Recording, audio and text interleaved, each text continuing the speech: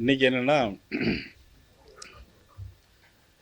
பாரதிய ஜனதா கட்சியினுடைய மாநில தலைவர் மதிப்புக்குரிய திரு அண்ணாமலை அவர்கள் என்னுடைய தலைமையில் மறைந்த முன்னாள் பாரத பிரதமர் அடல் பிகாரி வாஜ்பாய் அவருடைய 100 ஆண்டு தினத்தை கொண்டாடுகின்ற வகையில் ஒரு கமிட்டி அமைத்திருக்கிறார்கள். அந்த கமிட்டியில் நான், எங்களுடைய பொதுச் செயலாளர் திரு முருகானந்தம் அவர்கள், அண்ணன் ஏஜி சம்பத் அவர்கள், அண்ணன் மாநில துணைத் தலைவர் அண்ணன் மூத்த துணைத் தலைவர் அண்ணன் சக்கரவர்த்தி அவர்கள், மதிப்புக்குரிய உங்களுக்கெல்லாம் ரொம்ப அறிமுகமான மதிப்புக்குரிய நமது எங்கள் ஊரை சேர்ந்த திரு நாராயணன் திருப்பதி அவர்கள், பொதுச் செயலாளர் கரு நாகராஜன் அவர்கள், சேலஞ்சர் துறை அவர்கள், அந்த கமிட்டியிலலாம் இருக்கிறோம். Sitting MLA C K Saraswathi, M R Gandhi உள்ளிட்ட, ராதாகிருஷ்ணன் உள்ளிட்ட அனைவரும் அதில் இடம்பெற்றிருக்கிறோம். இன்றைக்கி காலையில் அதற்கான ஒரு கூட்டம் போட்டிருந்தோம். அந்த கூட்டத்தில் சில முடிவுகள் எடுத்திருக்கிறோம். இன்றைக்கி இந்த நாடு நல்லா இருக்குது அப்படின்னு சொன்னால், நாமெல்லாம் இவ்வளோ தூரம் வசதியாக இருக்கிறோம்னு சொன்னால், நாம் எல்லோரும் சந்தோஷமாக இருக்கிறோம் அப்படின்னு சொன்னால், அதற்கு முழு முதல் காரணம் மறைந்த முன்னாள் பாரத பிரதமர் வாஜ்பாய் அவர்கள் என்பதை யாராலும் மறுக்க முடியாது. ஏன்னா ஒரு 10-15 வருஷத்துக்கு முன்னால் பார்த்தீங்கன்னா, இங்கேருந்து நம்ம நார்கோயில் போகணும் அப்படின்னு சொன்னால், திருநெல்வேலி போகணுன்னு சொன்னால் கிட்டத்தட்ட 15 மணி நேரம் ஆகும். இன்றைக்கி 7 மணி நேரத்தில் நம்ம திருநெல்வேலிக்கு நார்கோயிலுக்கும் போயிடுறோம். ஒரு நாடு முன்னேற வேண்டும் அப்படின்னு சொன்னால், ஒரு நாட்டினுடைய கட்டமைப்பு வசதி, ஒரு நாட்டினுடைய இன்ஃப்ராஸ்ட்ரக்சரை டெவலப் பண்ணால் தான் ஒரு நாடு முன்னேற முடியுங்கிற அடிப்படையில் முதலாக இந்திய திருநாட்டில் உலக நாடுகளுக்கு இணையாக நம்ம நாட்டினுடைய கட்டமைப்பு வசதியை மேம்பாடு செய்தது மதிப்புக்குரிய மறைந்த முன்னாள் பிரதமர் அடல் பிகாரி வாஜ்பாய் என்பதை யாராலும் மறுக்க முடியாது. அதில் உங்களுக்கும் மாற்றுக்கருத்து இருக்கக்கூடிய வாய்ப்பும் ஒன்றும் இல்லை. ஒரு வழி பாதை இருவழி பாதையாக மாறியது, இருவழி பாதை 4 வழி பாதையாக மாறியது, 4 வழி பாதை 8 வழி பாதையாக சேலத்துக்கு மாற்றப்பட்டது. ஆக ஆட்சியில் இருக்கும்போது எதிர்ப்பும், ஆட்சிக்கு வந்த பிறகு ஆதரவுமாக மாறி மாறி சொல்லக்கூடிய ஒரு ஆட்சி மத்தியில் மறைந்த முன்னாள் பாரத பிரதமர் அடல் பிகாரி வாஜ்பாய் அவர்கள் நினைத்து பார்க்கின்ற பொழுது உண்மையிலே நாமெல்லாம் பெருமைப்படுகின்ற விஷயம். இந்திய திருநாட்டிற்கு இன்றைக்கு பாரத பிரதமர் இன்றைக்கி இவ்வளோ தூரம் ஒரு மிகப்பெரிய ஒரு எழுச்சியை ஏற்படுத்துகிறான்னு சொன்னால், அதற்கு அடிப்படை அமைத்து கொடுத்தது இந்திய திருநாட்டில் மதிப்புக்குரிய அடல் பிகாரி வாஜ்பாய் அவர்கள் என்பதை யாராலும் மறுக்க முடியாது. உங்களுக்கும் அதில் மறுக்கக்கூடிய வாய்ப்பு இருக்காது என்று நான் நினைக்கிறேன்.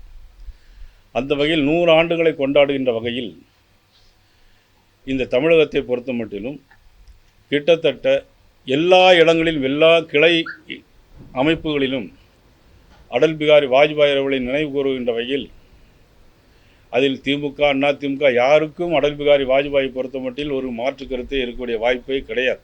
ஒரு மிகப்பெரிய பொதுவான தலைவர், எல்லோருக்கும் அன்பான தலைவர். இன்னும் சொல்லப்போனால், அன்றைக்கு திமுகவில் இருந்த முன்னாள் அமைச்சர், மத்திய அமைச்சர் முரசொலி மாறனுக்கே ஏர் ஆம்புலன்ஸை கொண்டு வந்து 1 வருடம் மந்திரி பதவியிலே நீடிக்க வச்ச மாபெரும் தலைவர். மாற்று கட்சியாக இருந்தால் கூட 1.5 வருஷம்.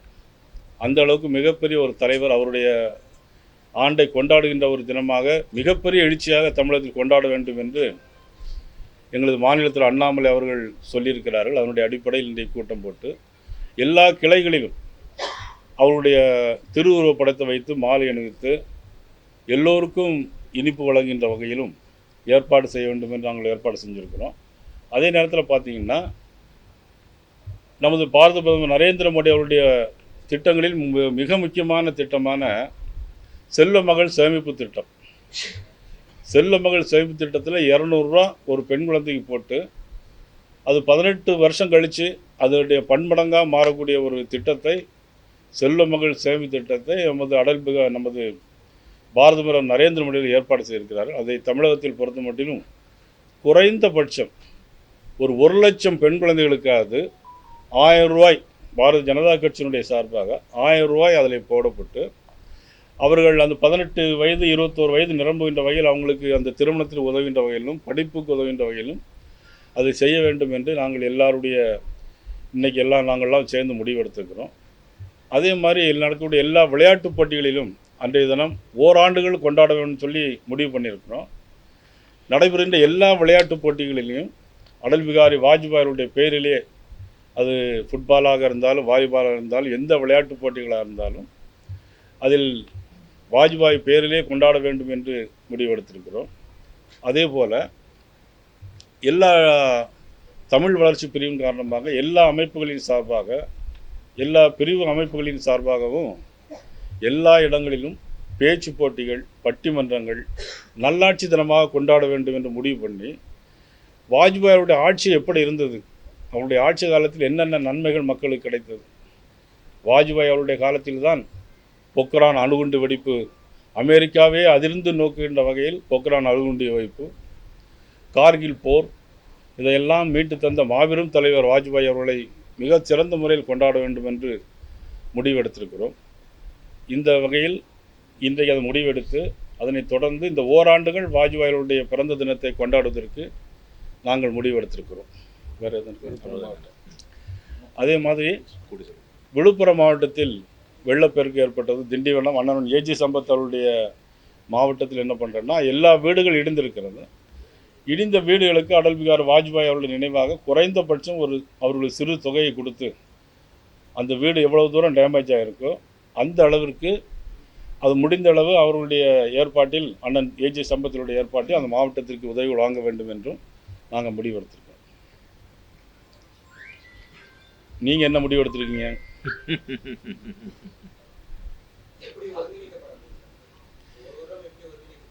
இது எப்படின்னா, ஒவ்வொரு மாவட்டத்திலையும் மாவட்ட தலைவர்கள் ஒரு 5 பேர் ஒரு கமிட்டி மாதிரி ஃபார்ம் பண்ணி, நாங்கள் இன்றைக்கி போட்டிருக்க கமிட்டி எல்லாருமே அவங்களெல்லாம் மானிட்டர் பண்ணி என்னென்ன செய்திருக்கிறோம். குறைந்தபட்சம் 1 லட்சம், மேக்சிமம் எவ்வளோங்கிறது அது முடிந்த பிறகு நாங்கள் சொல்லுவோம். குறைந்தபட்சம் பெண்களுக்கு உதவி செய்கின்ற வகையில், அதுக்கு ஆண்களுக்கு உதவி செய்யக்கூடாதுன்னு இல்லை, பெண்களுக்கு அதிகமாக உதவி செய்யணுங்கிற நோக்கம். அந்த செல்வமகள் சேமிப்பு திட்டம் பெண்களுக்கு அதிகமாக உதவும், அதனுடைய அடிப்படையை ஒருங்கிணைக்கலான்ட்டு.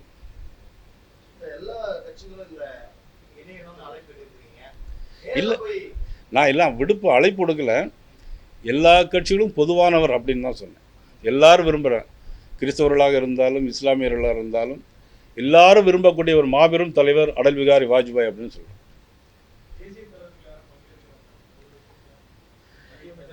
இல்லை, அந்த நேரத்தில் மத்திய அமைச்சர்கள் யாரெல்லாம் வாய்ப்பு இருக்கிறதோ அவரெல்லாம் வருகிறோம்னு சொல்லியிருக்கிறாங்க.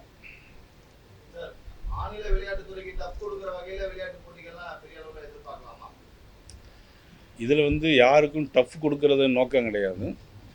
விளையாட்டு போட்டிகளை பாரதிய ஜனதா கட்சியினுடைய சார்பாக அடல் பிகாரி வாஜ்பாயுடைய பெயரிலே ஆங்காங்கே நடத்தப்படும். யாரையும் டஃப் கொடுக்கறதுக்காக வேண்டியோ, இது அரசியல் பண்ணுறதுக்காக வேண்டியோ இந்த நிகழ்வு கிடையாது.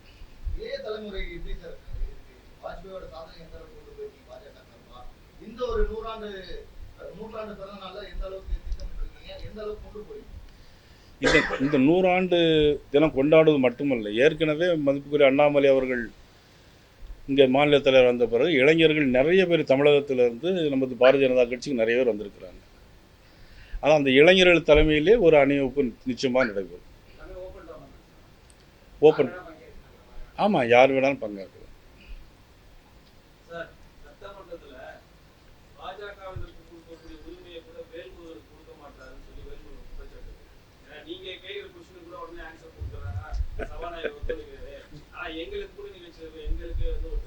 அது நயினாரனுடைய திறமை.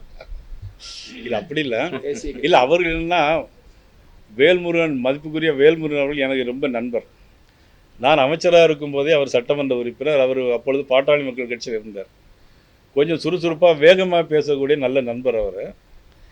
என்னன்னா, அவர் கேட்க முழு நேரம் அதிகமாக கேட்குறார். அவர் ஒரு சட்டமன்ற உறுப்பினர் இருந்தாலும் கொடுக்க முடியாமல் இருந்தால் கூட சபாநாயகர்கள் அதிக நேரம் அவர்களுக்கு கொடுக்குறாங்க. அதில் ஒன்றும் மாற்று கருத்து இல்லை.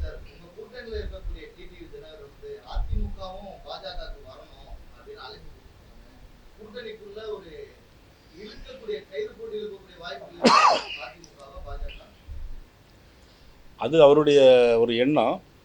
எல்லாம் ஒருமித்து வந்தால் ரொம்ப சந்தோஷம் தானே. அதிமுக வந்தா நல்லா இருக்கும்னு நினைக்கிறீங்களா? அதாவது இன்னைக்கு நடைபெறுகிற ஆட்சி வந்து மக்களால் ஏற்றுக்கொள்ளக்கூடிய ஆட்சியா அப்படின்னு கொஞ்சம் ஒரு நிமிஷம் சிந்திச்சு பார்க்கணும். அறிவிக்கப்படாத மின் கட்டண உயர்வு உங்கள் வீட்டில் வந்திருக்கா இல்லையா? நீங்கள் ஒரு 4 மாதத்துக்கு முன்னாடி எவ்வளோ கட்டுனீங்க, இப்போ எவ்வளோ கட்டுறீங்க? ஒரு 4 மாதத்துக்கு முன்னால் உள்ள சொத்து வரி எவ்வளவு, இப்போ எவ்வளோ கட்டுறீங்க? இது வந்து மக்களுக்கு மிகப்பெரிய ஒரு தாக்கத்தை ஏற்படுத்துது. சாதாரண ஒரு குடும்பத்தில் உள்ளவங்க யாருமே நீங்கள் பலசரக்கு ஜாமான்ல இருந்து சொத்து வரி கட்டி மின்சார கட்டணத்தை கட்டி பண்ணணும், ரொம்ப கஷ்டமான ஒரு சூழ்நிலை ஏற்பட்டு. இது இப்போல்லாம் அந்த எதிர்ப்பு இப்போ ஒன்றும் தெரியாது. ஆனால் பொது தேர்தலில் அதனுடைய எதிர்ப்பு வெளிப்பாடுகள் தெரியும். அதனால் இந்த ஆட்சிக்கு அவர்கள் ஒரு கூட்டணியில் ரொம்ப ஸ்ட்ராங்காக இருக்காங்க அப்படின்னு நினச்சிட்டு இருக்கிறாங்க. அதனால் இந்த ஆட்சியை வீழ்த்தினோம்னா எல்லாரும் ஒன்றுபட்டால் நல்லாயிருக்கும். எல்லாரும்னா யார்? திராவிட முன்னேற்ற கழக கூட்டணியை தவிர்த்து மீது எல்லாரும். தாவேகா கூட இருக்கலாம். யார் வந்தாலும் சந்தோஷம்தான். பாஜக தலைமை அது யாருடைய தலைமைங்கிறது பிறகு முடிவு பண்ணிக்கலாம். ஆனால் வந்து எல்லாரும் ஒன்றுபட்டிருந்தா ஒரு நல்ல ஆட்சி நிச்சயமாக கிடைக்கும்.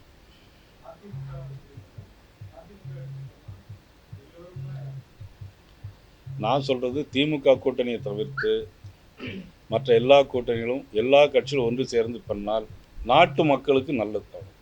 இப்ப திமுக இருக்கக்கூடிய கூட்டணி கட்சிகள் அவங்களுக்கு ஏதாவது அழைப்பு இந்த இந்த கூட்டணி வரணும், ஒன்றியணும் அப்படின்றீங்க? ஏன்னா சமீபத்துல விசிகாவுடைய ஊடாடல்ல கொஞ்சம் பரபரப்பு ஏற்பட்டிருக்கு. இல்லை, அதை பற்றி நான் கருத்து சொல்ல முடியாது. ஏன்னா அவங்க கூட்டணியில் இப்போ இருந்துட்டு இருக்காங்க. அவங்க கூட்டணியில் ஒரு விரிசல் ஏற்படுதுங்கிற ஒரு செய்தியை நீங்கள் வெளியே கொடுத்தீங்கன்னா அதுக்கு மறுநாள் அதுக்கு நான் உங்களுக்கு பதில் சொல்லுவேன்.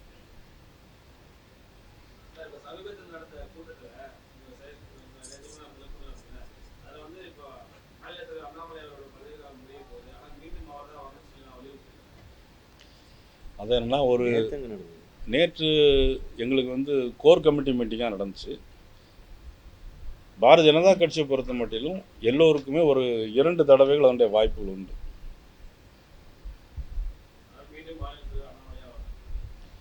வரலாம்.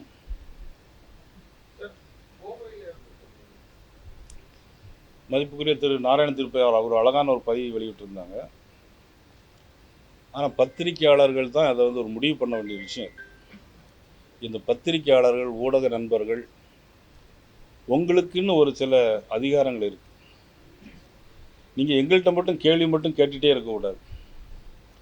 நீங்களும் உங்களுடைய கருத்துக்களை இது தவறு, இது சரி அப்படிங்கிறத சொல்லணும். யார் நானாக இருந்தாலும், நயினார் நாகேந்திரனாக இருந்தாலும், நாராயண திருப்பதியாக இருந்தாலும், நீங்கள் இது தவறு அப்படின்னு சொன்னால் நான் ஒத்துக்குவேன். ஆனால் அந்த நிலைமை இப்போ நம்மள்கிட்ட இருக்காங்கிறது கொஞ்சம் யோசிச்சு பார்க்க வேண்டிய விஷயம்.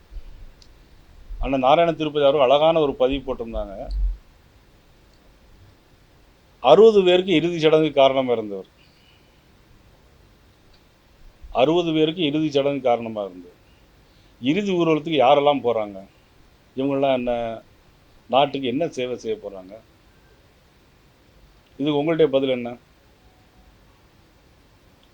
உங்களுடைய பதில்?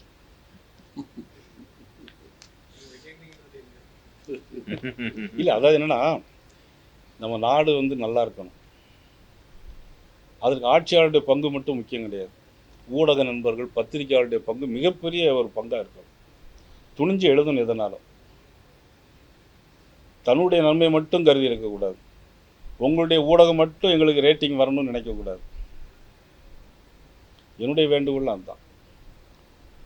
இது தவறு, இது சரி அப்படின்னு சொன்னால் தான் உங்களுடைய ரேட்டிங் கூடும் நிச்சயமாக. அல்லுமா தடை செய்யப்பட்ட இயக்கம், அதனுடைய ஒரு தலைவர். பங்களாதேஷ் இந்துக்களுக்காக நாங்கள் கேட்குறோம், 1/2 கிலோமீட்டருக்கு கூட கொடுக்க மாட்டேங்கிறாங்க. இது சிவப்பு கம்பளம் விரித்து அவங்கள கூட்டிகிட்டு போகிறாங்க. அது எவ்வளோ பெரிய தவறுங்க. நாங்களே நேரடியாக கோயம்புத்தூர்காரங்க, அந்த நபர் அந்த இயக்கத்தினால பாதிக்கப்பட்டவங்க. இல்லை, இதனுடைய பொறுப்பு உங்களை எல்லாருக்கும் இருக்குது. எல்லா கேமரா கண்களுக்கும் இருக்குது. அதாவது சசிகுமார் இறந்தார் ம், 1/2 கிலோமீட்டரும் கூட கொடுக்கல. இறந்தவர் யாருன்னு பார்க்கணும் இல்லையா? தூக்கு தண்டனை போனவங்களும் நிறைய பேர் இறந்துருக்காங்க. அவங்க தான் இறுதி ஊர்வலம் நடத்துவாங்களா? அவங்க சொல்கிறதுல நியாயம் இருக்கா? நமக்கெல்லாம் மனசாட்சி இருக்கு. அவங்க சொல்கிற ஏதாவது நியாயம் இருக்கா? நீங்கள் தான் பதில் சொல்லணும். இதே மாதிரி அவர் இன்னொரு கேள்வியும் வச்சாரு.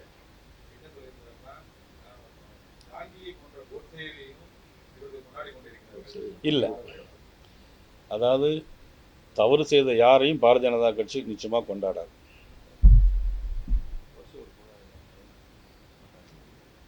இது போன்ற மேலும் பல செய்திகளை அறிந்து கொள்ள சேனல் 5 நியூஸ் சேனலை சப்ஸ்கிரைப் பண்ணுங்க.